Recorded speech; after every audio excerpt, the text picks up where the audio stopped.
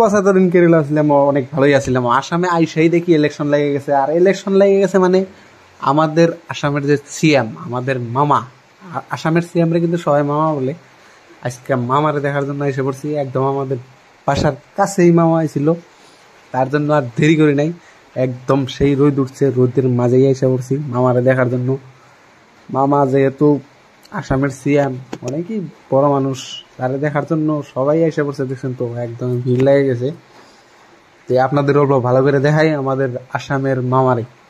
মামা মানে সিএম। কৰিব বিচাৰিছো, বহুত কাম কৰিছো আৰু বহুত কাম কৰিম। আপোনালোকে আশীৰ্বাদ কৰিব যাতে আমি এনেকৈ দুখীয়া দৰিদ্ৰ মানুহক আগুৱাই লৈ গৈ থাকিব পাৰোঁ। আজি আপোনালোকে চিন্তা কৰক, ক্লাছ 9ত আমি চাইকেল পালো, মেট্ৰিকত ফৰ্ম ফিল আপ কৰিব টকা দিব নালাগে, মেট্ৰিক পাছ কৰিলে নিযুত মইনা আঁচনি পালো। এতিয়া মই ঠিক কৰিছো যে যদি আমি ডিগ্ৰী পাছ কৰিলো এটা ল'ৰা বা ছোৱালী, চাকৰি দুনিয়াৰ ইণ্টাৰভিউ মাৰিব লাগে, অহা যোৱা ভাড়া, দেউতাক মাকক টকা খুজিব, লাজ পাই ল'ৰাটো ডিগ্ৰী পাছ কৰিলে কিমান টকা খুজিবি, হোষ্টেলত পঢ়াই আনিলো, কলেজত পঢ়াই আনিলো। এইবাৰ মই আৰু এটা সিদ্ধান্ত লৈছো যে যি ল'ৰা ছোৱালী ডিগ্ৰী পাছ কৰিব এইবাৰ, 1 বছৰৰ কাৰণে তেওঁলোকৰ বেংক একাউণ্টত প্ৰত্যেক মাহত মই 2,500 টকা কৰি দি কৰিম। ভাল হ'বনে বেয়া হ'ব?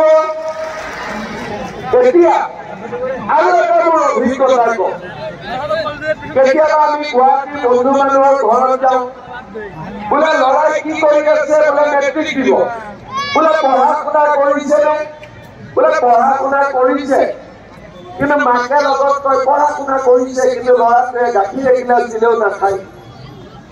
যে মই মাজে মাজে ভাবো, গাখীৰ দিব পৰাই গাখীৰ দিলেও নাখায়, আৰু যোনে গাখীৰ দিব খোজে তাৰ ঘৰত গাখীৰ কিনিব পইচা লাগিবনে নাই?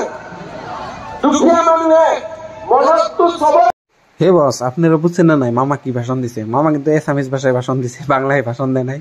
তার জন্য বুঝতে আপনাকে অল্প কষ্ট হইতে পারে, তাইলেও বুঝতে পারবেন আর কি। একই মোটামুটি, আসামিস ভাষা আর বাংলা ভাষা মোটামুটি একই, বেশি ডিফারেন্স নাই। মামা কিন্তু এখন বাসায় যাওয়ার জন্য রেডি হয়েছে। দেখেন তো গাড়ির লাইন লেগে গেছে।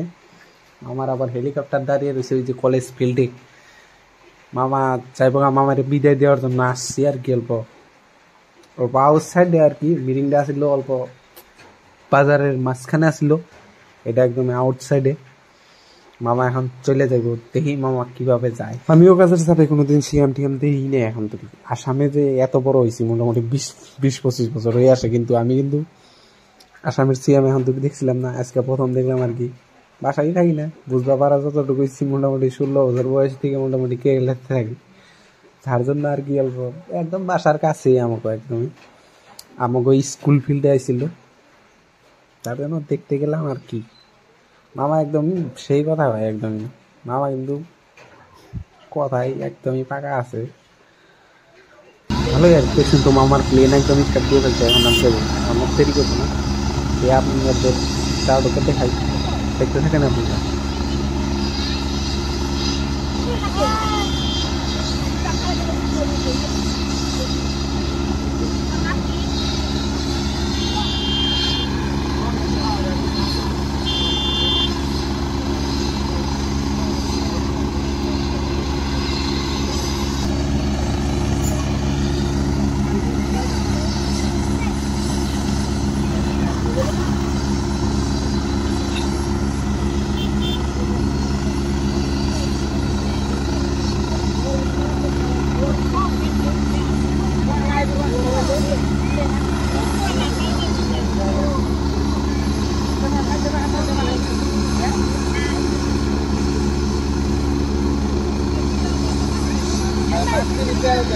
Gracias.